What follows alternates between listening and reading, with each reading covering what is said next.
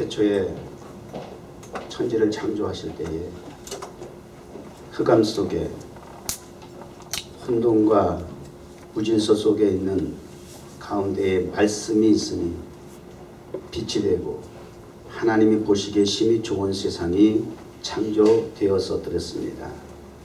오늘도 여전히 죄악에 간영하여 혼란과 혼돈스러운 이 땅에 우리의 삶 속에 말씀을 통하여 하나님이 보시기에 심히 좋아들어의 모습으로 변화되게 하여 주옵소서. 예수님의 이름으로 기도드립니다. 아멘. 지난 한 주간 동안 화제가 되고 이슈가 됐던 이야기들이 있죠. 그 내용을 잠깐 뉴스를 통해서 영상을 하나 보고 말씀을 전하도록 하겠습니다. 알파고의 승리가 이어지면서 이제 인공지능이 넘지 못할 영역이 있을까 하는 의문마저 드는데요.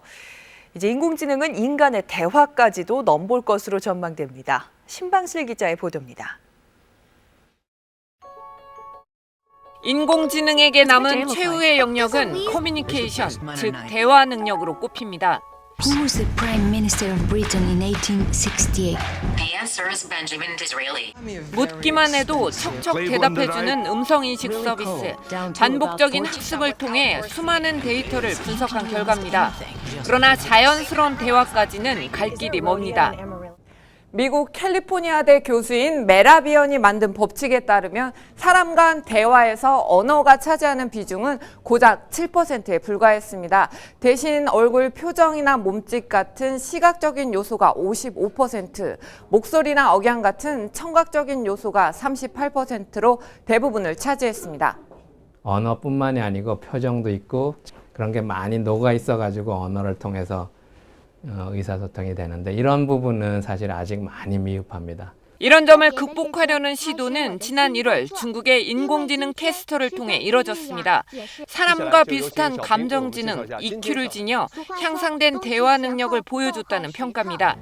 인공지능의 진화는 시행착오가 없는 데다가 시간 압축적으로 진행돼 머지않아 인간에 필적할 정도의 커뮤니케이션 능력을 갖출 것이란 전망도 나오고 있습니다. KBS 뉴스 신방실입니다. 장 집사는 어디서 무슨 포인트가 있는지 모르겠어. 두 사람 있죠, 우리 교회. 무슨 포인트를 모르는 사람.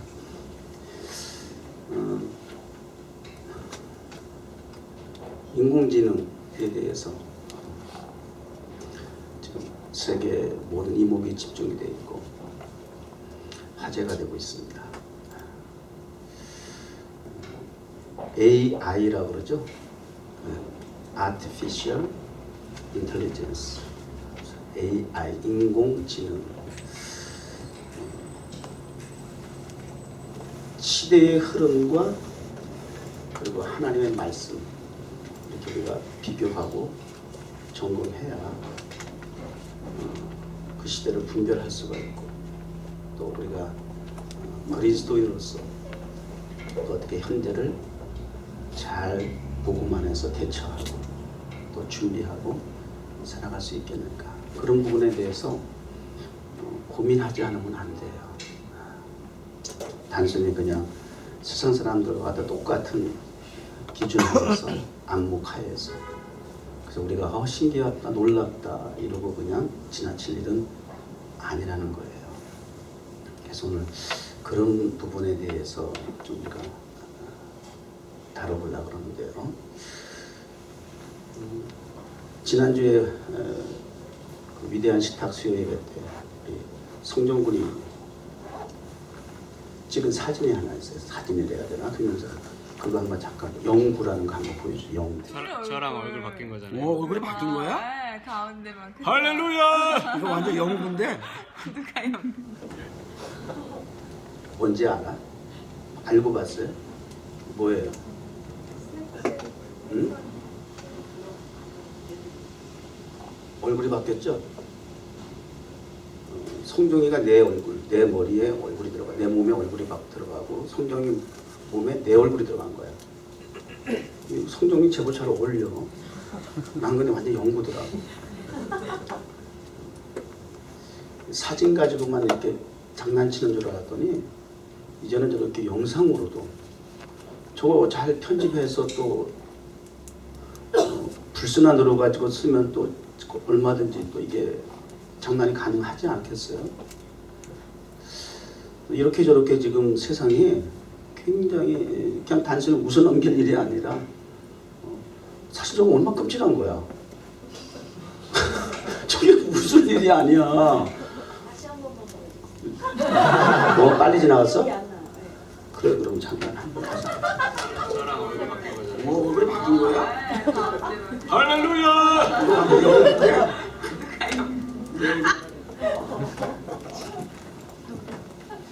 이게 7080세가 조금 늦어. 여러분이 좀 이해해 주세요. 아직도 모르는 사람도 있어요. 그 알파고, 알파고가 한 주간 동안 2세대를 구단하고 바둑을 두는 거 아주 진기명기처럼 세계에서 유튜브에서 중계해가면서 그렇게 했었어요. 이 인공지능, 이 아티피셜 인텔리전스의 그 성능이라고 해야죠. 뭐. 기계니까 굉장히 왜 특별히 알파고가 인공지능 돼서 알파고가 이렇게 이슈화가 됐냐면 이 바둑이라고 하는 것이 인간이 가지고 있는 두뇌를 가장 활발하게 그리고 최고수로 활용할 수 있는 그 기능이 이 바둑에 있다는 거예요.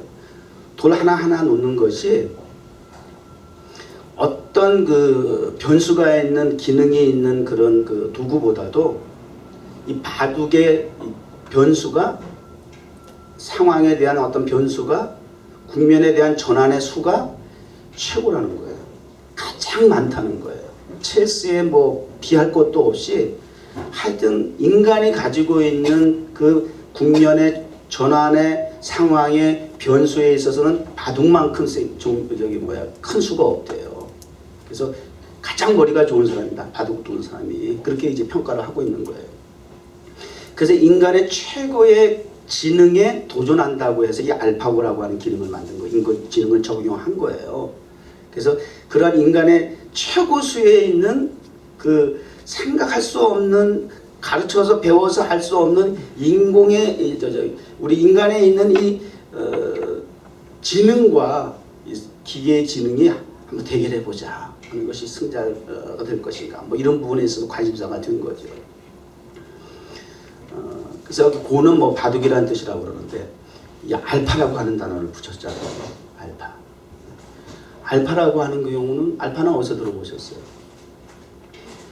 물리학이든 수학이든 기계공학이든 무슨 어떤 학문이든 이 알파가 통계, 자료, 기본 단위에 들어가더만 이 알파라는 말이 알파를 쳐보니까.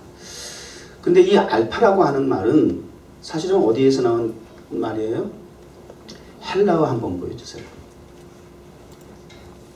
헬라어의 알파벳이에요. 헬라, 그릭 랭귀지죠. 고대 그릭 랭귀지.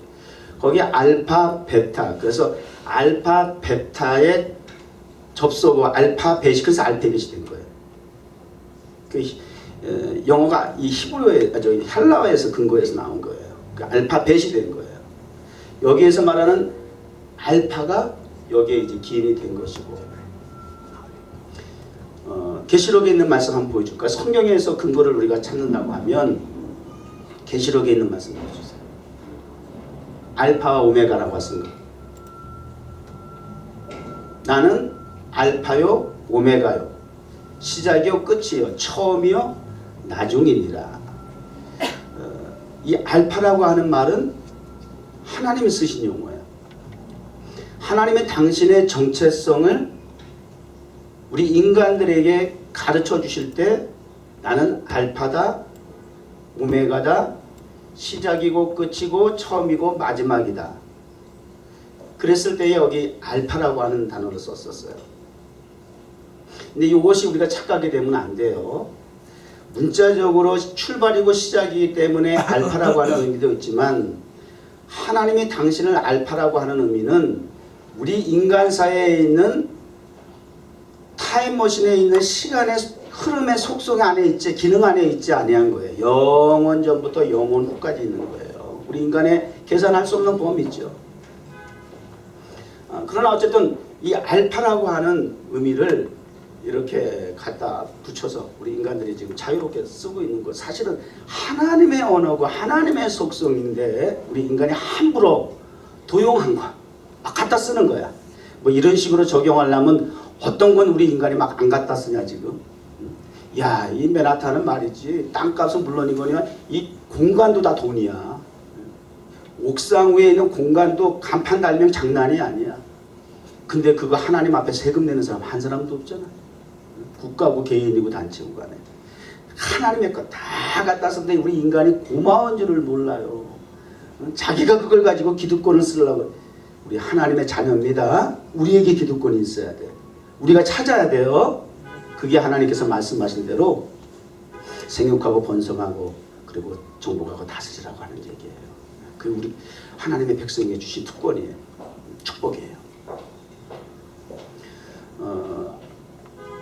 이렇게 이제 그 단어에서 이제 알파라는 말이 나왔고 기왕에 나온 김에 헬라어라는 것도 봤지만 히브리어도 하나 볼까요? 히브리어 알파벳이에요. 우리 유대인 히브리어 유대인들이 쓰는 용어. 여기 뉴욕은 거의 뭐 유대인 나라라고 그럴 정도로 그죠? 우리 건물주인 유대인이고. 저 뉴욕에 와 처음에 너무 신기했어요. 유대인 볼 때. 예수님 저기 후손들 아니야? 예수님도 저렇게 생겼을까? 그러면서 너무 신기하게 쳐다봤어요. 유대인들 이스라엘 사람들 보면서 한국에 있을 때 야 이스라엘은 어떤 곳일까? 이스라엘 사람들은 어떻게 생각? 막연하게 동방박사 막 이렇게 분장하고 영국 선국도 하고 했지만 실제로 유대인을 보니까 이스라엘 사람들이 보니까 신기하더라고. 여러분 그런 감정 없었어요? 뭘 물어보겠어요? 알레 빼뜨기 멜달레 해와 우차이 헤드테드 요드 카프라메 메는 사메 아임페 차테 코프레 시시신 타우 맞아요 틀려요? 맞았어? 안 봤어? 봤어. 좀 주목 좀 해.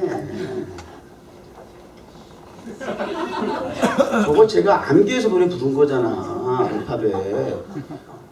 정말 미치겠어 정말. 뭘 하는지도 몰라. 참 정말. 아유. 이게 신학교 때 제가 배운 노래인데 이게 툭 튀어나오네. 일부러 뭐 암송하려고 암송이 되겠어요? 툭 튀어 공부했나봐 좀. 틀린 거 있으면 몇 가지 있었어요. 런닝맨이 재밌는 게 뭔지 아세요? 툭 먹고 툭 지나간 거 그거 찝어내는 거야. 그죠? 지금 먹은 음식 중에 지금 스쳐 지나간 상황 중에 무엇을 보셨습니까? 무엇을 먹었습니까? 이게 민감해야 돼요. 좀. 말씀을 전할 때 목사가 말씀을 전하는 의도가 방향이 어디 있는지 좀 이걸 좀 민감하게 좀 받아들이세요.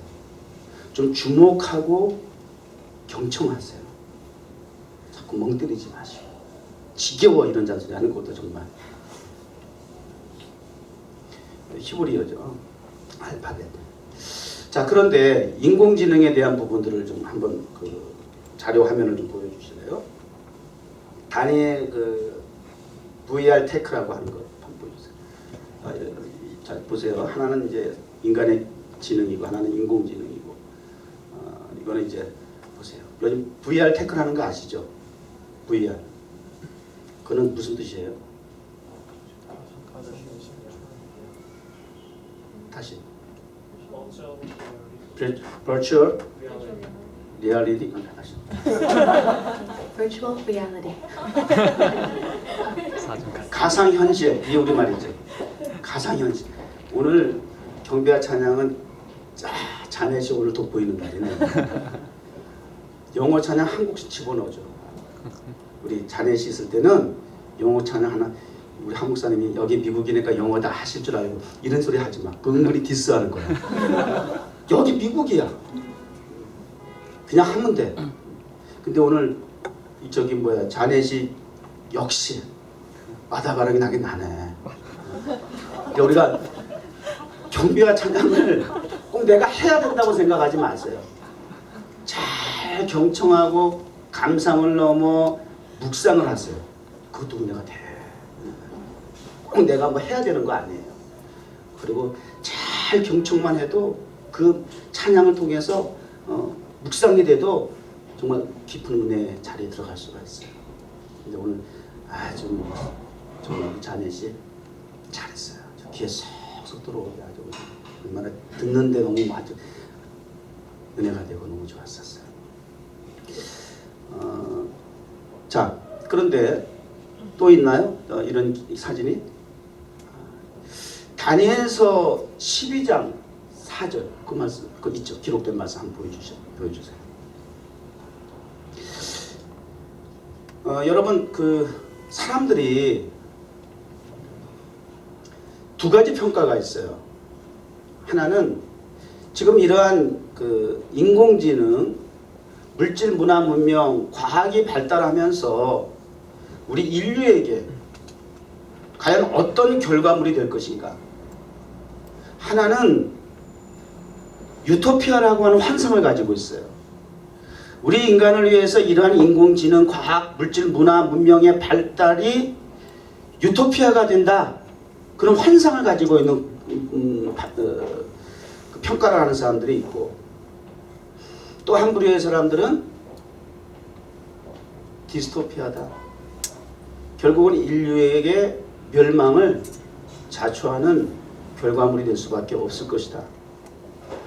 사람의 편리를 위해서 만들어놓은 기계 문명이 결국은 우리 인간을 지배하게 될 것이다.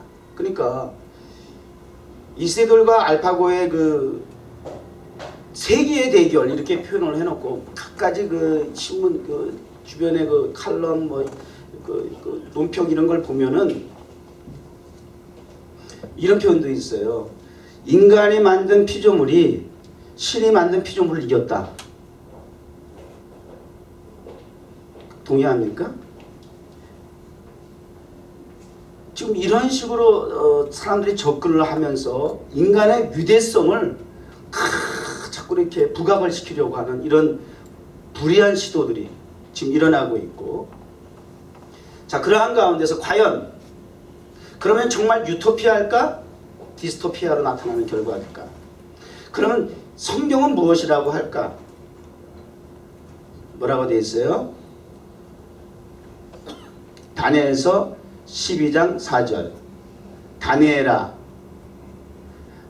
말씀에 대해서 너는 입을 다물어라.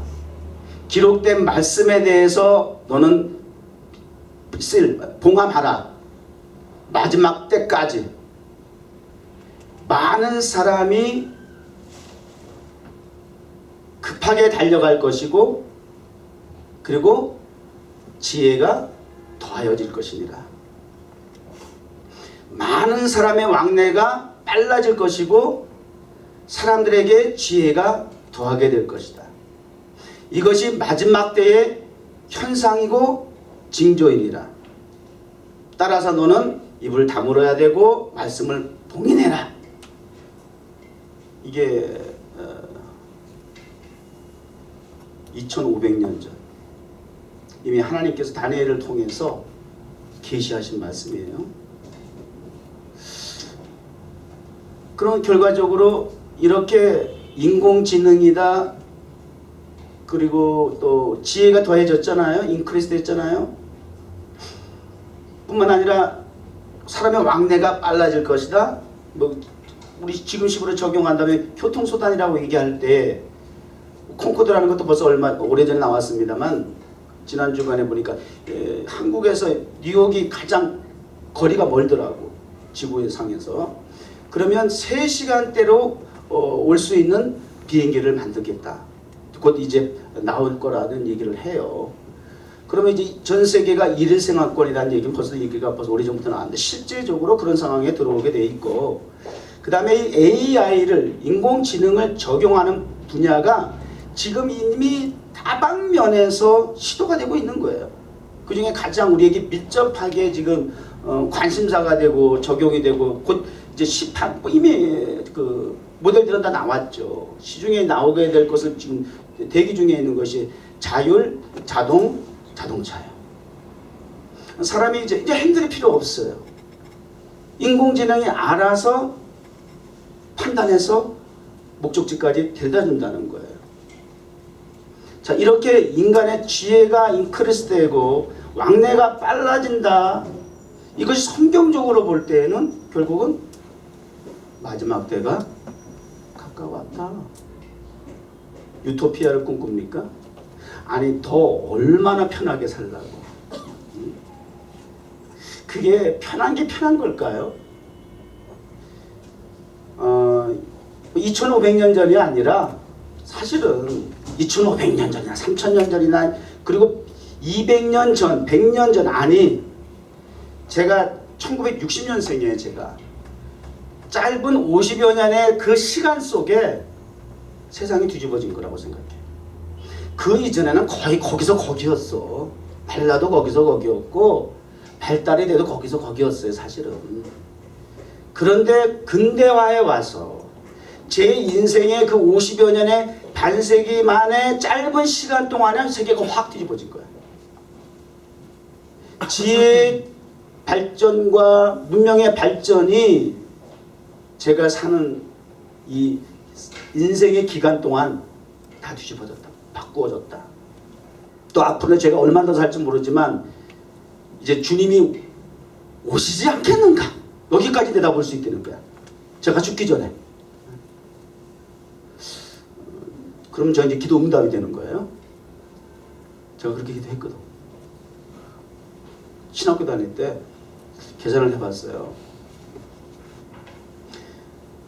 신학교 졸업하고 이제 나이 한 40 정도 되면 왕성하게 이제 주예를 할 때가 이제 흔히 얘기하는 대로 새천년, 밀레니엄, 2000년, 또 그 2000년이라고 하는 그 시간이 한때 신학자들이나 또 신학교에서 그냥 주님이 오시는 때다. 문자적으로 구약의 4000년, 신약의 2000년에서 6000년에서 주님이 오셔서 심판하시고 새천년, 그 신천년, 천년 왕국 시대를 열어갈 거고 뭐 이런 어떤 해석이 있어요. 그래서 2000년이면 주님이 오신다. 실제 이단들은 또 그렇게 해서 막 난리를 피기도 했고, 그래서 뭐 그냥 막연한 거지만 뭐 주님이 오시는 것이 아무도 때를 알지 못한다. 그건 하나님의 고난에 있는 거다. 응?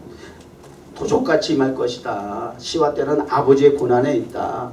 그것은 우리가 접근할 수 없는 하나님의 영역이지만 어쨌든 그런 어떤 신학적인 이야기들 속에 그렇게 하나님 한참 주의를 할 때 주님 오시면 좋겠습니다. 주여 어서 오시옵소서. 뭐 이런 거 있잖아요.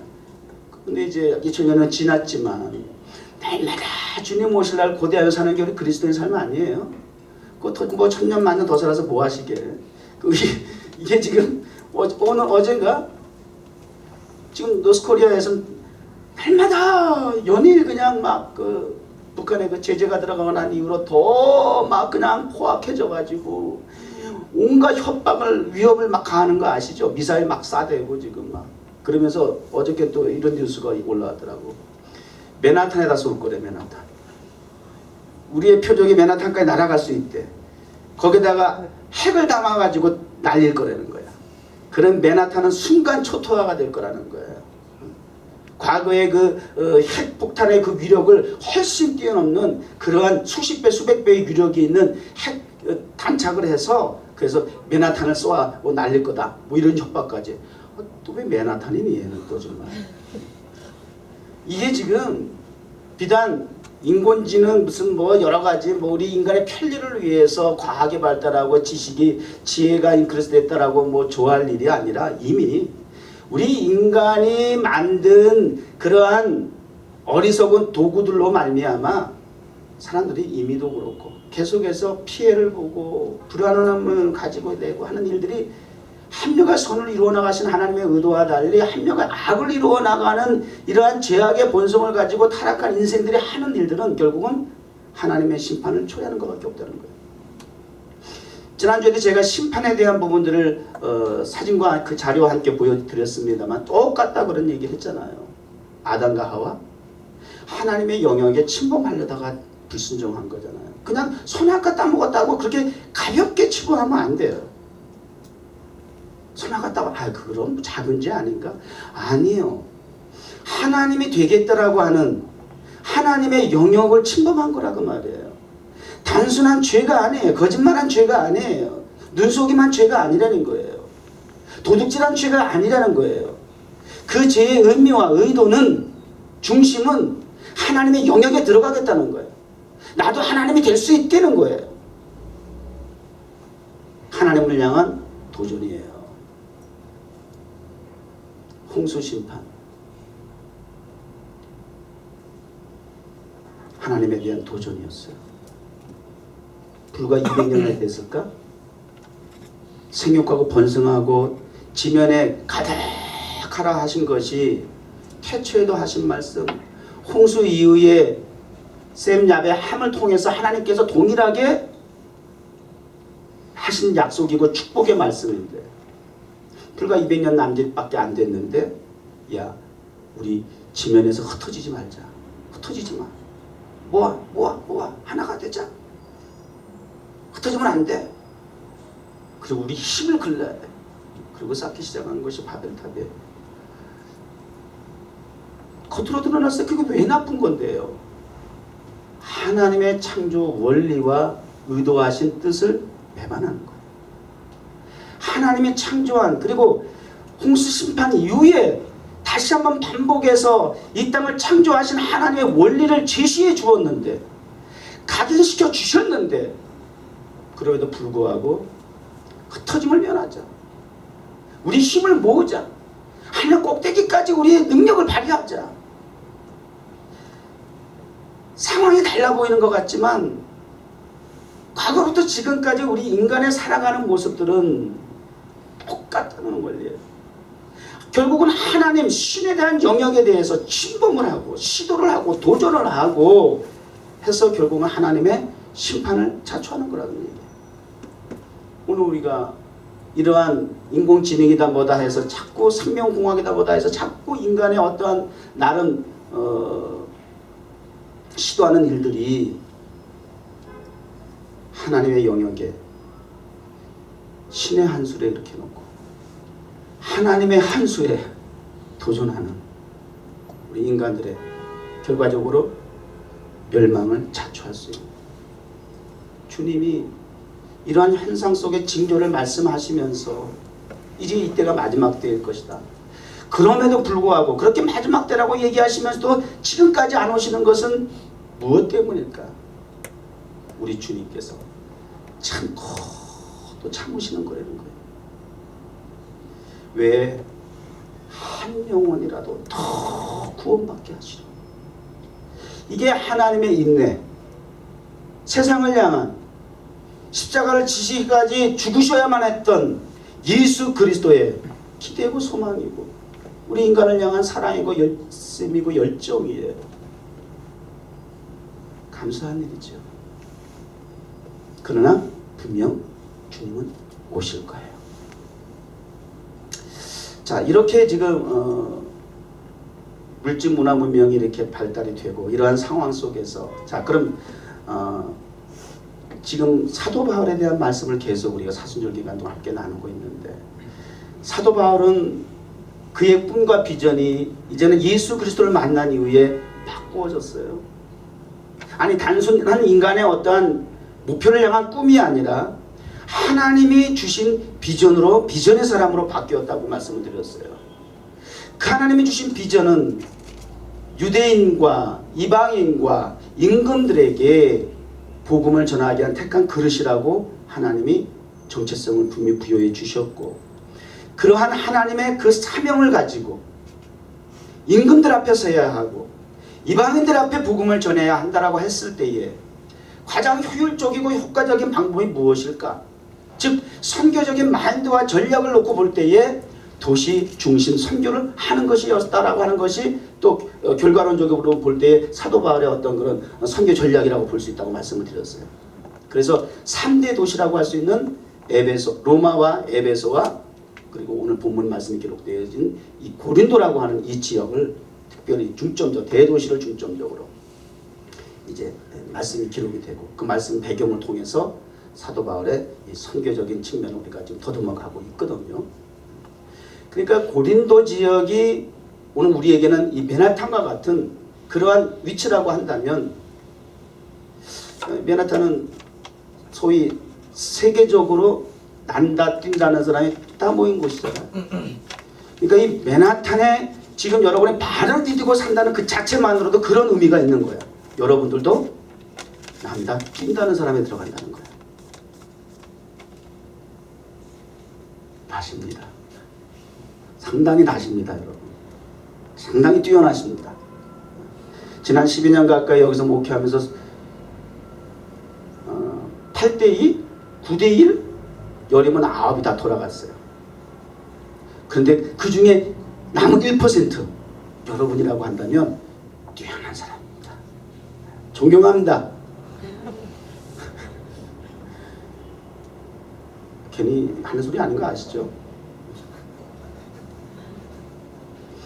고린도라고 하는 특성이 당시에 그렇게 난다 뛴다는 사람이 각 분야에서 다 있는 도시적인 특징이 있다. 그래서 오늘 본문 말씀에 이렇게 소개하잖아요. 넘겨보세요. 지혜 있는 자가 어디에 있느냐?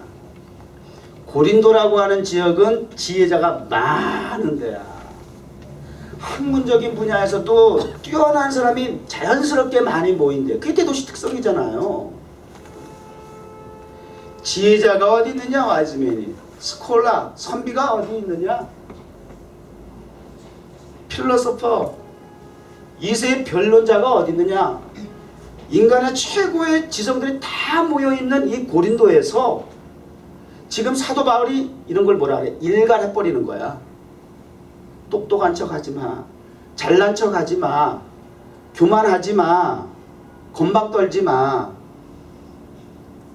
네가 변론자냐? 네가 지혜자냐? 네가 능력자냐? 웃기지 마. 어디 있느냐 그 말은 없다 그 얘기예요. 완전 무시해버리는 거야. 그리스도는 그래야 돼요. 이 맨하탄에서도 주요신 목사 여러분들은 세상을 향해서 저런 모습을 보여줘야 돼요. 착각이라고요? 어리석은 무지개 까닭에 분별력이 없어 그런 거라고요? 그런 걸까요? 절대 여러분 기죽지 마. 주눅 들지 마. 이 높은 빌딩 대단한 사람들이 있는 거 맞지만 그런 인간적인 기준에서 우리 그리스도인들이 주눅이 들고 기죽는 거 아니에요. 그러면 어떤 사람으로 전락하느냐? 사울과 이스라엘 군사들과 같이 골리앗 앞에서 블레셋 앞에서 벌벌 떠는 무기력한 그런 하나님의 백성 되고 마는 거예요. 골리앗이죠. 우리 앞에 저 놓여있는 이러한 이 세상의 상황이 여리고죠. 그런데 그리스도인의 눈에는 안목에는 평가에는 두려워할 일이 없다는 거예요. 사도 바울과 같이 이러한 담대함이 그렇게 말씀하셨잖아요. 꿈의 환상을 통해서 바울아 너 잠잠하면 안 돼. 너 담대하게 외쳐. 내가 너와 함께한다. 이 성에는 내 백성이 많다. 걱정하지 마. 인간적인 기준을 보고 가지고 네가 두려워할 일이 아니야. 너를 핍박하고 대적하는 사람이 있는 것 같지만 걱정하지 마. 너가 사명이 있는 한 너를 다 건드릴 자 없어. 이 성령에 내 백성이 많아. 너는 복음 전하기만 해. 이거예요. 맨하탄에서 우리 뉴욕 종합교회 동일하게 주신 주님의 음성 우리에게 주신 환상이 되길 바랍니다. 두려워할 일이 없어요. 큰 소리 치는 거야.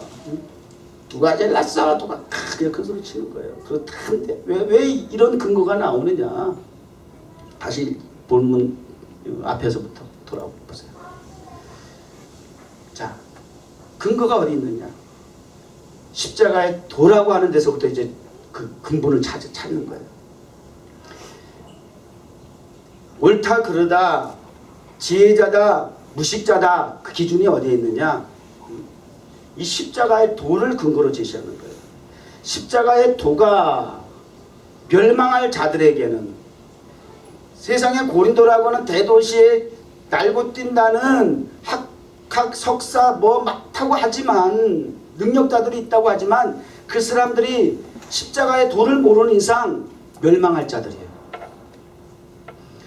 세상은 두 부류의 사람밖에 없어요. 하나는 구원받을 자, 하나는 멸망할 자예요. 하나는 천국 백성이고 하나는 지옥 백성이에요. 하나는 성령의 인도를 받는 사람이고 하나는 마귀의 인도를 받는 사람일 뿐이에요. 복잡하게 나눌 필요 없어요. 우리는 하나님께 속한 백성이에요. 구원받은 백성이에요. 아무리 뛰어난 자라 할지라도 십자가의 도를 모르면 멸망받을 자의 범주에 들어가는 거예요. 이것만으로도 우리는 오늘 너무 감사하죠. 멸망하는 자들에게는 그 십자가의 도가 어떻게 그들에게 다가온다? 미련한 것으로. 그러나 구원을 받은 우리에게는 뭐예요? 하나님의 능력이라. 쭉 보세요. 내가 지혜 있는 자들의 지혜를 멸하고 총명한 자들의 총명을 폐하리라. 계속. 그 다음에 21절. 하나님의 지혜에 있어서는 이 세상이 자기의 지혜로 하나님을 알지 못함으로 하나님께서 전도에 미련한 것으로 믿는 자들을 구원하시기를 기뻐하셨다. 자, 이제 사도 바울이 하나님의 택한 그릇으로서 이방에게 복음을 전해야 한다라고 했을 때에 이제 대도시를 중심으로 복음을 전한다라고 하는 그러한 시도와 그런 전략적인 구상도 있었고 그렇게 이제 복음을 전하는데 그 복음의 핵심이 중심이 무엇이냐? 대상도 정해졌고 목표도 정해졌다. 타겟이 정해졌습니다. 근데 무엇으로 공략을 할 것인가? 라고 했을 때에 잡아당기는 시위를 통해서 타겟, 관역을 향해서 나아가게 하는 그 방향도 이제 잡았고 타겟도 정해졌는데 잡아당겨서 명중을 시켜야 할 도구는 무엇이냐? 그 화살은 무엇이냐? 십자가의 도라는 거예요. 이게 사도 바울의 사역의 특징이에요. 사도 바울에게 이 인생의 버젯이 있어요. 버젯이 우리말로 뭐지? 예산. 회계사 될 거잖아. 한국말 잘못해서. 한국어 용어가 좀 편하구만 이제. 예산. 인생에는 버젯이 예산이 있다는 거야. 그 버드 플러스 get이거든. 버드 시드 씨 그런 거잖아요. 싹 시드 씨를 거두는 거야. 심은 대로 거두는 게 버젯이야. 처음 들어봤지 이런 말. 내 해석이야 그냥. 근데 너무 해보니까 너무 멋있네. 너무 그럴듯한데. 이게 버젯이 심은 대로 거두는 거야. 버드 get이야. 그건 정확해. 버드 get이야. 심은 성경에 적용을 하는 거지 뭐까지 그만. 심은 대로 거두는 것이에요. 사도 바울에게서의 인생의 버젯, 사역의 버젯이 있다는 말이에요. 타겟을 정해놓고 목표를 정해놓고 이제 하나님 택한 그릇으로서의 사명을 감당하는 데 있어서 이 복음의 도라고 하는 화살을 사용해서 적진을 공략하겠다는 거예요. 타겟에 명중을 시켜가지고 하나님이 원하시는 하나님 기뻐하시는 하나님의 택한 그릇으로서의 사명을 감당하는 데 있어서 죽도록 충성하고 마지막 주님이 부르시는 그 순간까지 나의 마지막 사명에 달려갈 길을 다 달려가겠노라. 알파고 그 훈수를 둔 사람들의 그 진단 여러 가지 이 다양한 이야기 가운데 재밌는 얘기 참 많아요. 배울 얘기 그럴듯한 얘기들이. 알파고는 사실은 100대 1000대의 컴퓨터와 싸우는 거라는 거예요. 응? 알파고는 최고의 수를 두지만 인간 1세대는 최선의 수를 둘 뿐이다. 그게 무슨 얘기? 이미 경기는 최고수를 두게 돼 있는 이 알파고가 이기게 돼 있다. 오늘 아침에 이겼다 그러더라고. 3대 1이죠. 이미 진 게임이지만 그래도 한판승을 했다고 하니까 인간이 위로를 받더 되게 위로받더라고. 그래도 한 번 이겼다고 막. 발을 잘 들고 온다 정말. 알파고는 최고의 수를 두고 인간 이세돌은 최선의 수를 둘 수밖에 없다는 거예요. 그래요. 우리 인간은 하나님께서 우리를 최고라고 하는 수를 원하는 것이 아니에요. 하나님 우리에게 원하시는 것은 최선의 수를 두기 원하시는 거예요. 우리 인간은 항상 결과적인 차원에서 최고가 되기 원하는 그런 목표만 가지고 있지만 하나님은 그 최고 이전의 과정 속에서 최선의 수를 두기를 원하는 것이 하나님이 기뻐하시는 뜻이에요. 이런 하나님의 의도를 하나님의 바울을 통해서 의도하신 이끌어가시는 방향과 삶의 목표, 인생의 버젯에 대해서 사도 바울은 인식하고 있는 거야. 그리고 그걸 잃어버리지 않아야 돼. 늘 삶 속에 의식이 돼야 돼. 의식. 잠재의 의식이라 그러지. 툭 치고 자다나 깨나 그저 일을 하든지 쉬든지 먹든지 마시든지 우리의 의식 속에 잠재된 의식 속에 본성 속에 놓치지 않는 본질에 돼야 된다는 거예요. 영혼 구원이 전도가 십자가의 도가 힘들죠. 일주일에 한 번 예배 1시간 드리는데 주목하고 집중하려니까 참 힘들죠. 하나한 가지 세상의 일들이 나를 하여금 너무나 번잡하게 혼란스럽게 만들어버리잖아요. 근데 이 1시간 예배 시간 나와가지고 주목을 하고 집중을 하려니까 이게 쉽지 않은 게 당연하죠. 그래서 우리 그리스도인은 이동하는 성전이 되어야 되는 것이에요. 성전이 따로 있는 것이 지정된 곳이 있는 것이 아니에요. 건물이 아니 장소가 아니라 그랬잖아요. 내 안에 성령이 거하시면 성전이라고 그랬잖아요. 신령한 성전이 되어서 하나님 앞에 받으시기에 합당한 예배를 제사를 드리라고 말씀하잖아요. 그래서 우리 저와 여러분 이동하는 성전이 돼야 되는 거예요. 그 얘기 무슨 얘기예요? 어느 곳에서든지 나를 통해 성전된 나를 통해서 그것이 하나님의 나라가 되어야 된다는 거예요. 내 주 예수 모신 것이 그 어디나 하늘나라. 여러분 예수 그리스도 모셨습니까? 그러면 성전이고 하늘나라라잖아요. 아멘 좀 해라. 여러분 성전입니까? 여러분 하나님 나라가 이미 되셨습니까? 그럼 여러분이 이동해서 그 자리를 그 환경을 어둠을 물리치고 죄악의 현장을 하나님의 나라화 시키세요. 그걸 주님이 원하시는 거예요. 세상의 물질 문화 문명이 아무리 고도로 발달한다 할지라도 필요에 의해서 우리가 복음을 전하는데 한 수단으로 우리가 사용할 수는 있을지라도 그것은 하나의 수단일 뿐이지 핵심이 아니에요. 중심이 아니에요. 우리 타임스퀘어 극장에서 우리가 예배 드리기 원한다. 타임스퀘어라고 하는 극장에서 예배 드리는 그 자체가 본질이 아니에요. 철저하게 이거 하나님 주신 목사에게 의식과 인식을 시키려고 지금 계속 시간을 늦춘다고 저는 봐요. 철저하리만큼 네가 타임스퀘어 극장에서 성전 봉헌하려고 하는 의도가 무엇이냐라고 하는 부분에 대해서 철저하게 뿌리 깊이 내면 깊이 아주 그냥 인식을 시키기 위한 어떤 하나님의 작업이라고 저는 생각해요. 그렇지 않으면 인간의 욕심이 되고 자랑이 되기 때문에 철저하게 그것을 통해서 사람들이 많이 출입하고 접근이 용이한 세상 사람들이 불신자들이 교회 오라면 안 오잖아. 십자가 달린 교회 오라면 안 오잖아. 그런데 극장에 와서 공연을 보라 그러면 공짜라 그러면 온다니까. 비싼 돈을 주고라도 온다고요. 구경할 만한 가치가 있다고 생각하면, 재미있다고 생각하면, 흥미가 있다고 여겨지게 되면 관심이 폭발하는 것이란 말이에요. 점으로서의 수단일 뿐이야.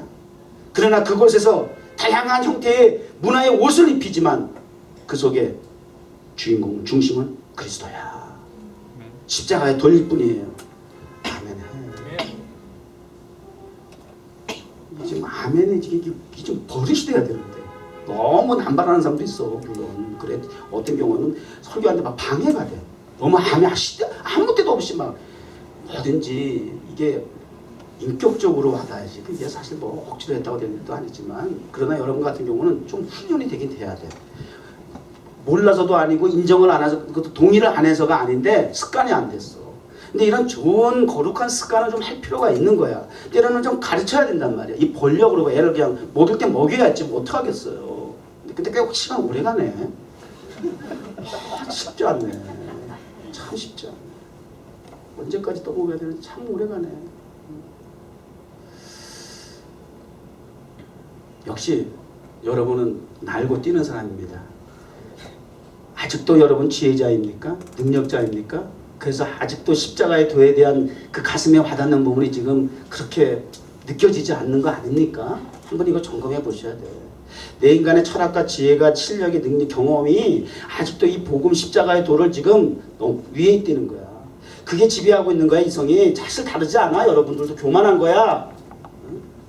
아직도 내 지성을 이성을 내려놓지 않아. 지금 하나님의 말씀에 대한 두렵고 떨리는 마음으로 아멘 하답하고 가슴 속 깊이 여러분이 새기려고 하질 않아. 아직도 내가 있어. 자아가 있어. 아직 내려놓지 않고 포기하지 않는 거야. 사실은 회개해야 되는 거야.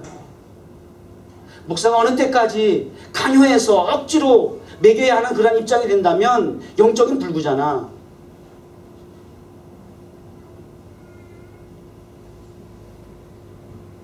말씀은 위로도 되지만 격려도 되지만 엔커리지도 시킬 수 있지만 사실은 책망이 커야 되는 거야. 우리 부패한 인간 속성에게는 엔커리지도 필요하지만 사실은 두둔하고 인정하고 칭찬하는 소재보다는 책망받고 지적을 당해야 할 것이 더 많아. 99%야. 우리가 하나님 앞에 칭찬받을 일이 몇 가지나 된다고 생각하세요? 근데 하나님 말씀 통해서 우리는 위로만 받으려고 그래. 잘했다고 칭찬만 받으려고 그래. 왜? 뭐 때문에? 지적 받으세요. 책망 받으세요. 그리고 그 말씀이 하루에 3,000명, 5,000명 회개했던 예루살렘 광장에 모였던 이스라엘 백성들과 같이 가슴에 찔림이 오고 우리가 어떻게 해야 구원을 받을 수 있습니까? 우리가 어떻게 해야 말씀을 받을 수 있습니까? 우리가 어떻게 해야 예수를 영접할 수 있습니까? 몸부림치며 괴로워하고 죄악에 대해서는 탄식을 하면서 저주를 하면서 어떻게 하든지 이 육체의 정욕에서 내가 빠져나오지 않으면 더 이상 노예에서 자유함을 받지 않고는 살아갈 수 없는 새로운 인생의 버젯을 가지고 살아야 하는데 이대로는 안 된다. 그러나 내 힘과 열심, 의지, 감정 너무 약해서 늘 넘어지고 쓰러질 수밖에 없는데 도대체 어떻게 해야 그럼 우리가 구원을 받을 수 있습니까? 회개하고 죄사함을 받으세요. 세례를 받으세요. 말씀을 통해서 영적인 세례를 받으세요. 예. 나와 세상은 강고롭고 죽었습니다. 이제 보이는 것은 하나님 나라 주 예수 그리스도 십자가의 보혈 그 능력만 의지하고 살겠습니다. 그리고 웹타이즘 침례 물속에 들어가다 나오는 거잖아요. 죽었다가 다시 이런 좀 회복이 되는 자리가 돼야 돼요. 또 이렇게 상투적으로 또 예배도 드리고 말씀을 강단에서 목사는 전할 뿐이고 직업적으로 여러분은 또 종교인으로서 그냥 앉아서 들을 뿐이고 그렇게 왔다 흩어지고 만나고 흩어지고 그건 아니잖아요. 오늘의 이 말씀이 다메섹 도상에서 사울이 바울이 됐던 인생의 새로운 예사 지향하게 된 시작점이 될 수 있는 알파의 시간이 되길 바랍니다. 알파의 시간이 되길 바랍니다. 또 보세요. 유대인은 표적을 구하고 헬라인은 지혜를 찾으나 이게 인간의 공통점이에요. 지금도 유대인이든 헬라인이든 이건 세상 사람들을 얘기하는 거예요. 예수 그리스도 십자가 능력 보혈의 능력을 의심하는 자 알지 못하는 무지한 자들 그 사람들은 계속해서 사인을 구하고 미라클러스를 얘기하고 위즈덤을 얘기하고 계속해서 인간 지능을 뭐라 그랬어 아까 AI 인공지능을 말하면서 그렇게 추구하는 그들 인생을 얘기하는 거예요. 똑같은 상황을 얘기하는 거예요. 그때나 지금이나 결과적으로 똑같은 인생이 추구하는 것은 표적을 기적을 구하고 능력을 구하고 이런 것들이 지금도 똑같은 거죠. 다를 바가 하나도 없는 거예요. 그러나 영어 성경에 빠시 있는데 우리 성경에는 빠시 없어요. 그러나가 없어요. 그러나 이렇게 들어와야 되는 거예요. 그러나 우리는 지금 세상에 인공지능을 얘기하고 그렇게 인간의 위대함을 스스로 표출하고 난리먹어지를 피는 이러한 시대적인 상황 속에서 그들은 계속해서 기적을 구하고 지혜를 구하고 물질 문명의 발달을 구하지만 그러나 여전히 우리는 그리스도인은 어떻게 해야 돼요? 어떤 자세가 돼야 돼요? 이게 사도 바울의 삶이에요. 사역이에요. 목표예요. 그리스도를 어떤 그리스도예요? 십자가에 못 박힌 그리스도를 전하는 것이에요. 그들에는 미련한 것이라 할지라. 우리가 타임스퀘어에서 예배드린다고 해서 뭐 박수도 많이 받지만 그거 뭐 누가 와서 뭐 대단하다고 지금 뭐 격려해주고 방송에서 촬영하고 뭐 이런 것 정도는 아니잖아. 벌써 4년 5년 차쯤 되는데 그저 그러려니 하는 것이 세상의 반응일 뿐이야. 숨어 보이지 않는 드러나지 않는 곳에서 한십 년 변화되고 하나님의 역사 속에서 그 어떠한 감동의 움직임이 있는 것은 늘 확인할 수 있었지만 그러나 여전히 세상은 그렇게 그런 시선으로 주목할 수밖에 없는 것이. 그럼에도 불구하고 그러나 우리는 다른 시도할 필요 없어요. 오직 예수 그리스도의 못 박히신 십자가 보혈의 능력을 전하는 이것이 성경이고 천지를 창조하신 하나님이 인정하시는 우리 그리스도인의 능력이 되어야 될 줄 믿습니다. 네. 기도하겠습니다.